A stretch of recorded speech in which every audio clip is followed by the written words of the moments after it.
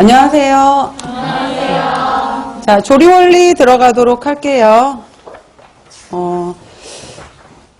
자, 조리 원리 같은 경우에는 그 식품학하고 굉장히 많이 연결되어 있잖아요. 그래서 식품학 및 조리 원리 뭐 이렇게도 많이 들어가 있고 하는 과목들인데, 그 작년 같은 경우에는 배점이 많지는 않았었어요. 그래서 작년에 식품학도 그렇고 조리 원리도 배점이 크게는 없었는데, 식품학 같은 경우에는 수분 부분에서 결합수 부분 물어보는 문제, 그래서 AW 물어보는 문제가 있었고, 그 다음에 고구마 문제 나오면서 X선에서의 그 회절도에서 뭐 C형이었던 거, 그거 붙는 문제 있었죠. 그 다음, 뭐 그게 이제 같이 그 조리 시간에도 잠깐 반복이 되는데, 경계가 굉장히 애매해요. 그래서 식품학하고 조리 원리 이렇게 나오는데, 그래서 조리 원리를 들어가는데도, 그래서 식품 조리 원리 이렇게 있었을 때 그냥 이거 글자를 썼으니까 보시면은 보통 이제 식품 같은 경우에는 조리 원리 부분에서 얘기할 때 재료라는 의미로 보는 거고,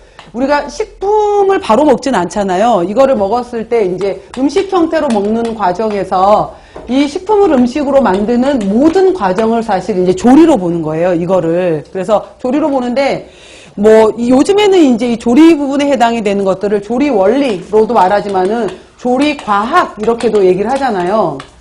그럼 과학이라는 건 도대체 뭐냐라고 하게 되면은, 과학의 경우에는 어쩌다 발생되는 현상이 아니라 반복될 수 있고 재현할 수 있고 설명할 수 있는 부분들을 과학이라고 하잖아요. 그래서 요즘은 과학적인 부분들에 대해서 이제 많이 언급이 되다 보니까 여기 베이스로 식품에 대해서 언급을 안 할 수가 없어요. 그래서 다음번 다시 이제 오늘도 제가 첫 번째 시간에 여러분들한테 수분에 대해서도 얘기를 이제 우리 쪽에서도 수분을 얘기하게 되는데, 조리라는 과정이 들어갈 때, 예를 들어서 다시 얘기하겠지만은 조리라고 말하게 되면은 보통은 우리가 조리를 생각하게 되면은 가열 조리만을 생각하는 경우가 있게 되는데, 가열 조리뿐만 아니라 비가열 조리라는 것도 있잖아요. 그러면은 비가열 조리로 들어가는 거에 대표적인 것들이 생채가 들어갈 수도 있고, 샐러드 종류가 들어갈 수가 있고, 뭐 육회나 생선회나 날것 해당이 되는 것들은 비가열 조리법이잖아요. 그죠? 그 다음에 가열 조리 같은 경우에도 이게 물이 들어가는 스결 조리법이냐,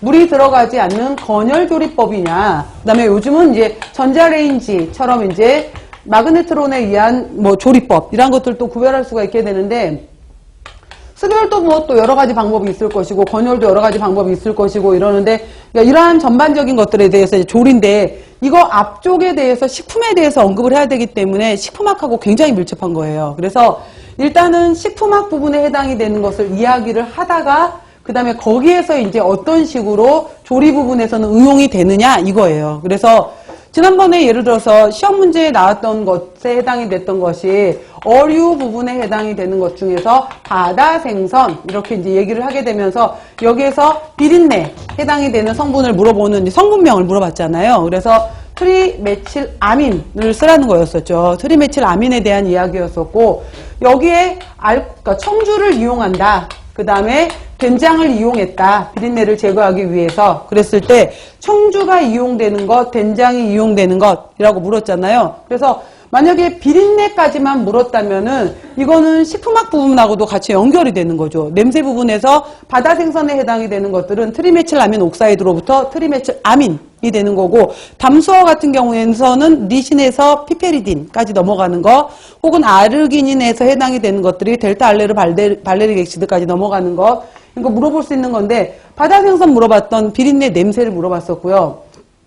만약에 여기까지가 조리하고 식품학의 공통적인 부분이라면은, 이제 바로 이 비린내를 제거하기 위해서 청주를 이용했었을 때, 비린내를 이용하기 위해서 된장을 이용했을 때, 이게 식품학에서 나오진 않거든요. 그렇잖아요. 그랬을 때 이거에 해당이 되는 원리를 써라 이렇게 나왔었잖아요. 그러면은 청주 같은 경우에는 알코올의 휘발성을 이용해서 비린내를 같이 휘발시키는 원리에 해당이 되는 거고, 된장 같은 경우에는 콜로이드 흡착성을 이용해서 비린내를 흡착하는 성질을 갖는다, 이런 걸 쓰라는 거였었죠. 내용에 해당이 되는 것들이. 그래서 그러니까 문제 비중이 많지는 않았었는데, 뭐 첫 번째 제가 오전 시간에 식사요법 시간에 말씀을 드렸던 것처럼 어디에서 어떤 문제가 어떻게 나올지 몰라요. 그렇기 때문에 모든 것은 중요하다고 하는 것들은 여러분들이 결국은 다 공부를 하실 수밖에 없어요. 다 하셔야 되는 거고, 이제 챕터별로 그거에 해당이 되는 것들을 하나하나 중요한 내용들을 짚어가도록 할 거예요. 그리고 공부 방법이라는 것들은 그 오전 식사법 시간에 다 설명을 드렸으니까 그 부분들에 해당이 되는 것들은 여러분들이 잘 아실 거라고 보고요. 중요한 걸 얘기를 안 했더라고요.